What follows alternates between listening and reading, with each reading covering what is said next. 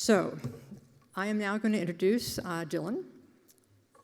Oh, I did not bring my glasses up here, Dillon, I have to confess. So Dillon Becker is the Territory Manager for Apria Healthcare.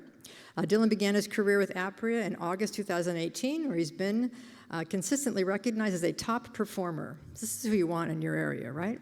As Territory Manager, he plays a vital role in ensuring oxygen orders are compliant with insurance regulations and streamlining the ordering process to help patients receive their therapy in a timely manner. Yes, we want that.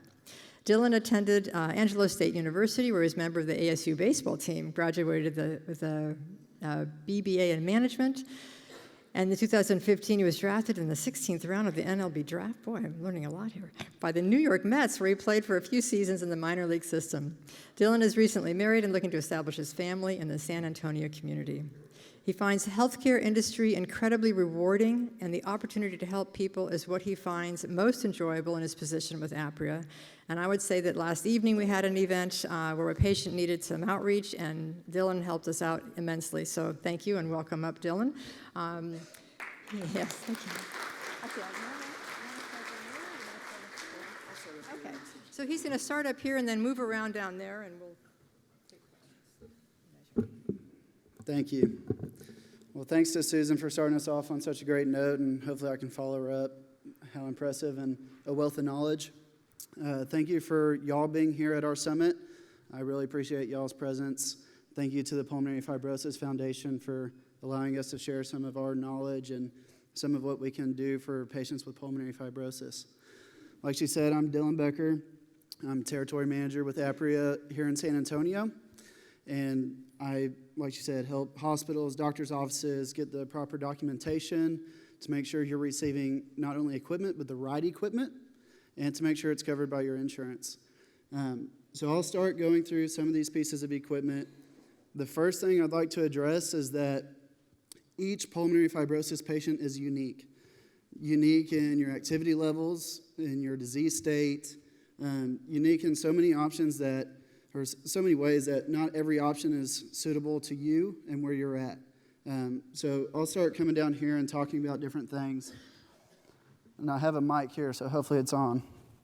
The first thing I'd like to start with is when you first get prescribed supplemental oxygen, your liter flow generally will be about 2 liters a minute as you begin your process on supplemental oxygen therapy. What we think is the best option for that, for portability, for ease of access and convenience, are pulse dose options for your portable system. Apria has 2, and pretty much across the industry we have 2 pulse dose options. One being an oxygen conserving device that will fit on any portable tank. The other one being what we carry as an Inogen G3 portable oxygen concentrator. But as Susan mentioned, there's a slew of portable oxygen concentrators available. This is the one we happen to carry.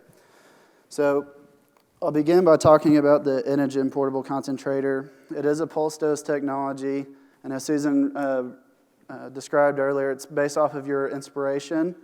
So it triggers that breath as you breathe in. As you're exhaling, it doesn't. The conserving device works the same way on the portable tanks. The purpose being is to conserve the oxygen, allow y'all to have the most portable and convenient systems for being out of the house, staying active.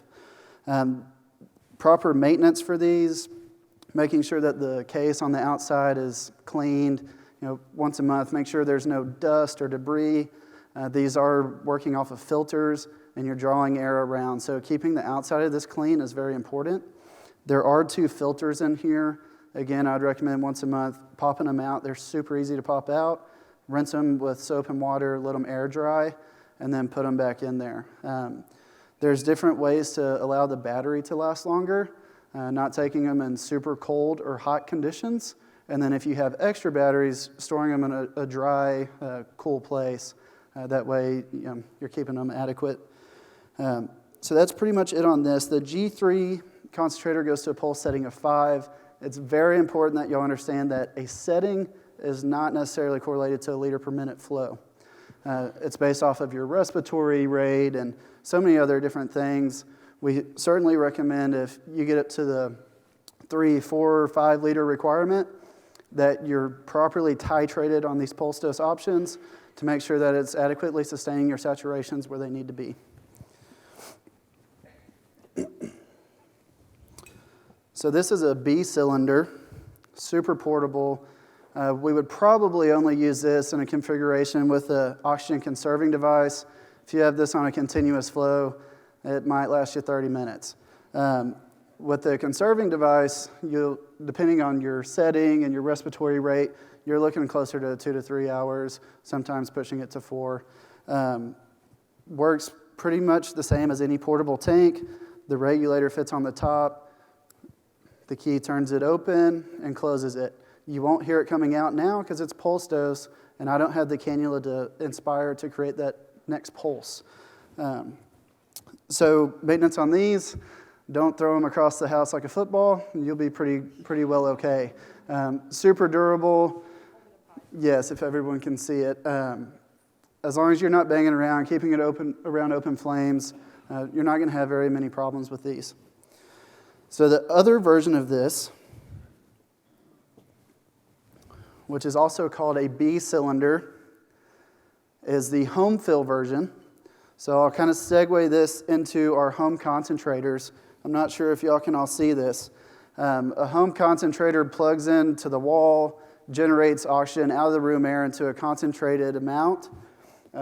They can go from 0 to 5 or 0 to 10, depending on your liter flow requirement. When we have lower liter flow requirements and we have smaller portable oxygens like this, we have what's called a HomeFill system. So that will sit on top of your home concentrator. It can be used simultaneously as you're at home on 2 liters per minute. You can at the same time be filling your portable tanks. The tanks are the smaller B tanks. We also have this one, which is a D tank. So both small portable options. The D tank will last slightly longer than the B tank. So depending on your requirements, you would choose a proper one for you and your pulse dose setting. This and the B tank we would recommend using with a pulse dose system. Again, this on a continuous flow is not going to last as long as you would like it to. These backpacks are pretty handy to carry those smaller portable systems. They have 1 strap and 2 strap options.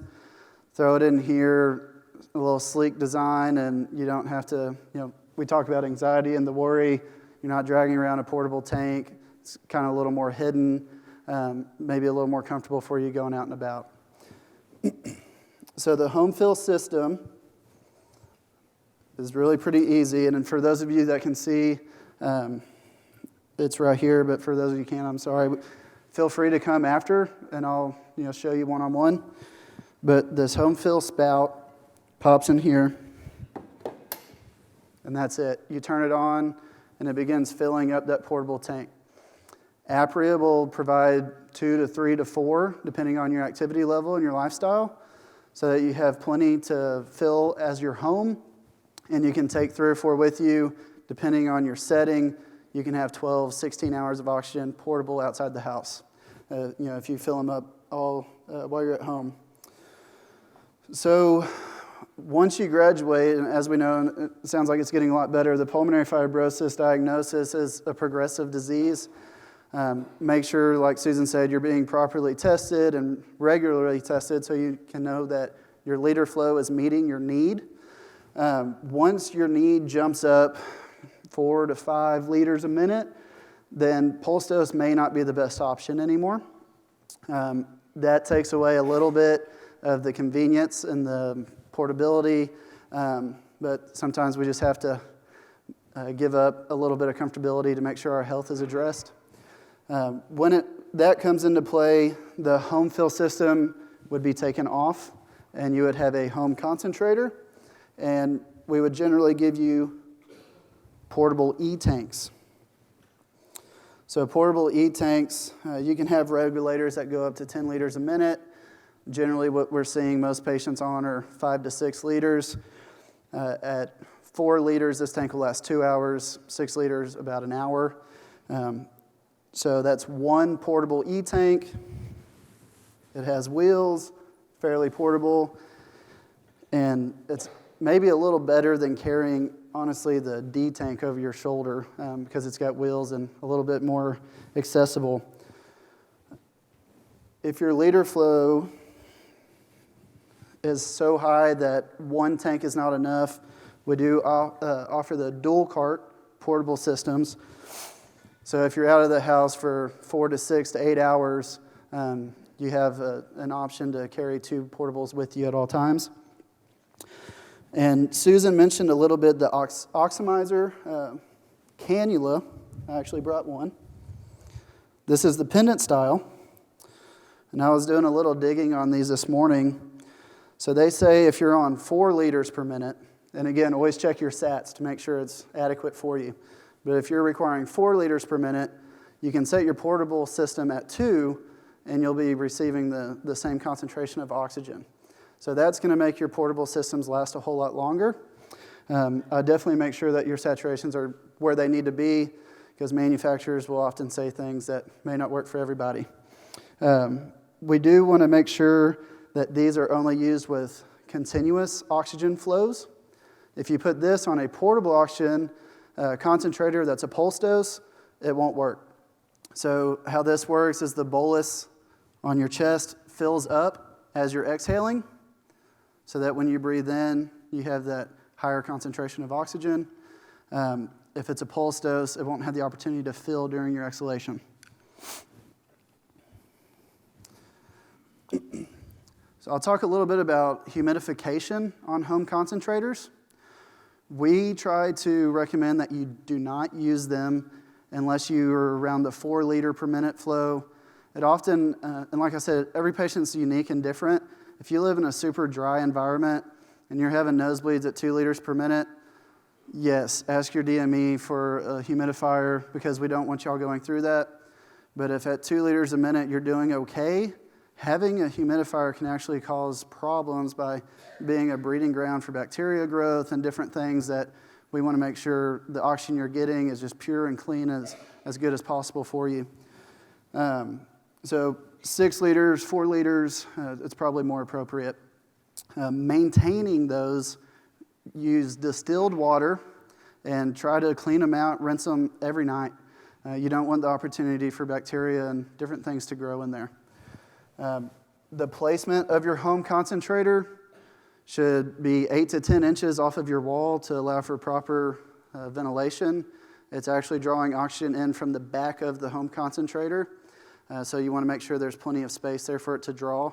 And if you have thick carpet, sometimes it can clog up the bottom vents of the concentrator. So make sure it's usually on a flat, hard surface and allow it to work properly. Moving forward with the maintenance on the home concentrator, there are 2 external filters on most home concentrators. They're in different places depending on your brand. We'd recommend once a month washing and drying those with soap and water, air dry, pop them back in. That'll keep the external filters clean. Make sure, and this is a big thing, demanding your DME to give you the proper service that you deserve. We come out every 6 months. If your DME is not coming to check on your equipment every 6 months, you need to make them, because they need to check the HEPA filters inside of the machine, and they need to make sure that the machine's functioning properly. If ever, every DME should be able to come out 24/7. If you're having problems with your concentrator, if it's alarming, anything that's going on, a 24/7 call service should be available to you to, one, troubleshoot. If that's not able to fix the issue, then someone should be out there immediately. Oxygen is extremely important. We want y'all to have it. That is most of the modalities that we offer. Like I said, there's different packages that are more suitable to each patient, their lifestyle, and how they work. Unfortunately, Apria here in San Antonio does not offer liquid oxygen. I know it is a huge hot topic with the Pulmonary Fibrosis Foundation community.